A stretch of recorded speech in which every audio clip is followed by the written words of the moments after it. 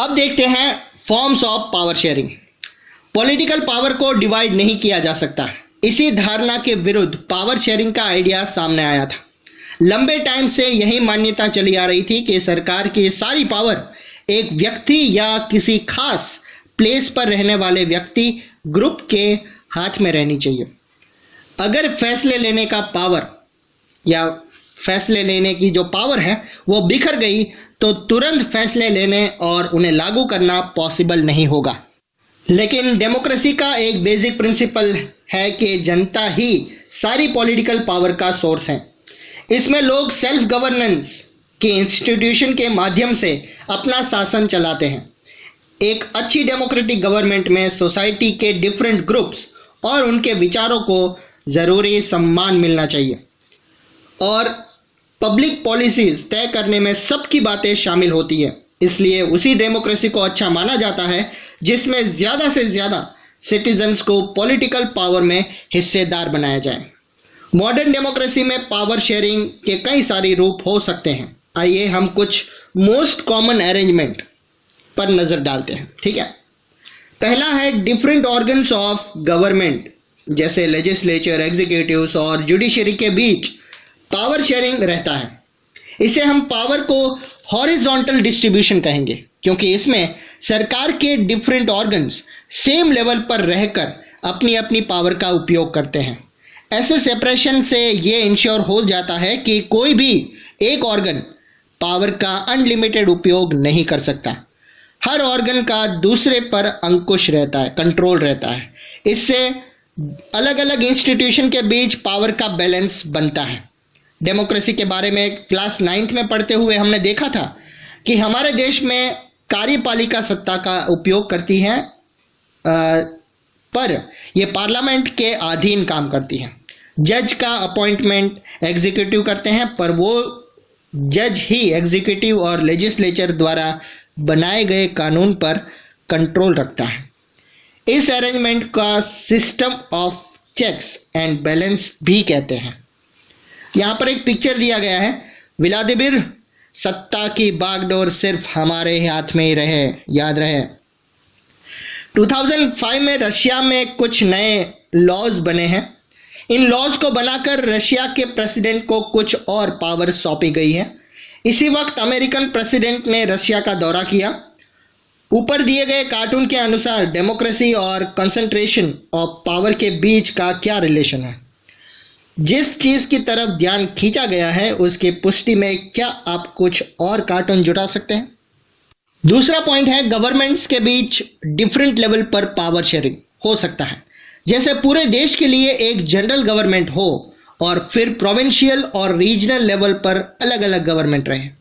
पूरे देश के लिए बनने वाली ऐसी जनरल गवर्नमेंट को अक्सर फेडरल गवर्नमेंट कहते हैं। इंडिया में उसे सेंट्रल या यूनियन गवर्नमेंट कहते हैं। प्रोविंशियल और रीजनल लेवल पर गवर्नमेंट को हर जगह अलग अलग नामों से जाना जाता है। इंडिया में इसे हम स्टेट गवर्नमेंट कहते हैं। हर कंट्री में यह सिस्टम नहीं है। कई देशों में प्रोविंशियल या स्टेट गवर्नमेंट है ही नहीं। लेकिन हमारी तरह जिन देशों में ऐसी व्यवस्था है वहाँ के कॉन्स्टिट्यूशन में इस बात का क्लियरली उल्लेख है कि स्टेट और सेंट्रल गवर्नमेंट के बीच पावर शेयरिंग किस तरह होगा। बेल्जियम में तो यह काम हुआ है पर श्रीलंका में नहीं हुआ। स्टेट गवर्नमेंट से नीचे के लेवल की गवर्नमेंट के लिए भी ऐसा ही अरेंजमेंट हो सकता है। म्यूनिसिपैलिटी और पंचायत ऐसी ही लेवल हैं। हायर और लोअर लेवल्स की गवर्नमेंट के बीच पावर शेयरिंग को वर्टिकल डिवीजन ऑफ पावर कहा जाता है। हम अगले चैप्टर में इस बात को डिटेल में पढ़ेंगे।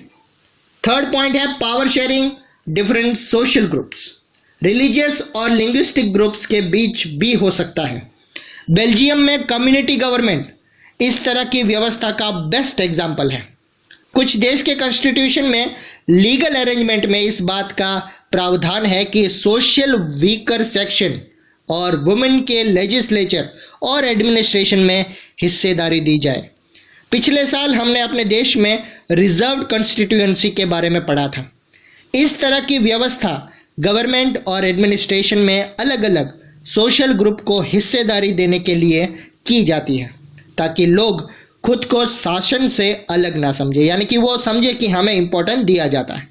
माइनॉरिटीज कम्युनिटी को भी इस तरीके से पावर में फेयर शेयरिंग दी जाती है, अच्छी तरह से शेयरिंग दी जाती है। सोशल डाइवर्सिटी को शासन में भागीदारी देने अलग अलग तरीकों पर हम यूनिट सेकंड में डिस्कस करेंगे। अब फोर्थ पॉइंट पढ़ते हैं। पावर शेयरिंग का एक रूप हम अलग प्रकार से प्रेशर ग्रुप्स और मूवमेंट यानी कि आंदोलनों द्वारा शासन को कंट्रोल या इन्फ्लुएंस करने के तरीके में भी लक्ष्य कर सकते हैं।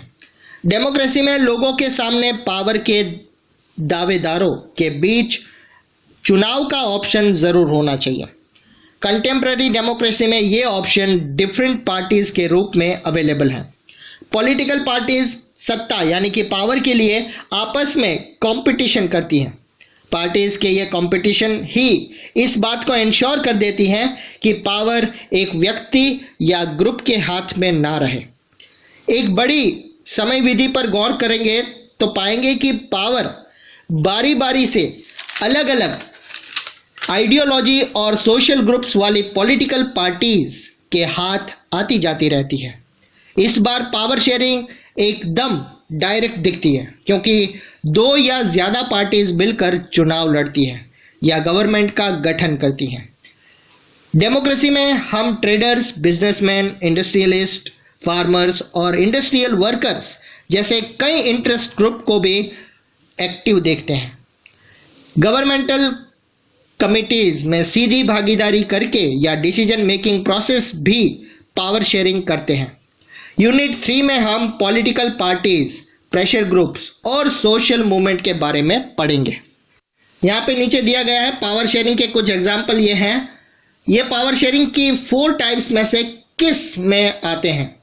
यहाँ पावर शेयरिंग कौन किसके साथ कर रहा है, ये जो 4 पॉइंट हमने देखे उसमें से ये कुछ एग्जाम्पल दिए गए हैं, वो किससे रिलेटेड है, 4 में से किससे रिलेटेड है, चलिए देखते हैं। बॉम्बे हाई कोर्ट ने महाराष्ट्र गवर्नमेंट को आदेश दिया कि वो इमीडिएटली कार्रवाई करे और मुंबई के 7 चिल्ड्रंस होम यानी कि अनाथालय के 2000 बच्चों के रख रखाव में सुधार करे। दूसरा है कनाडा में ओंटारियो स्टेट की गवर्नमेंट ने वहां के अब ओरिजिनल कम्युनिटी के साथ जमीन के दावे का निपटारा करने पर सहमति दी।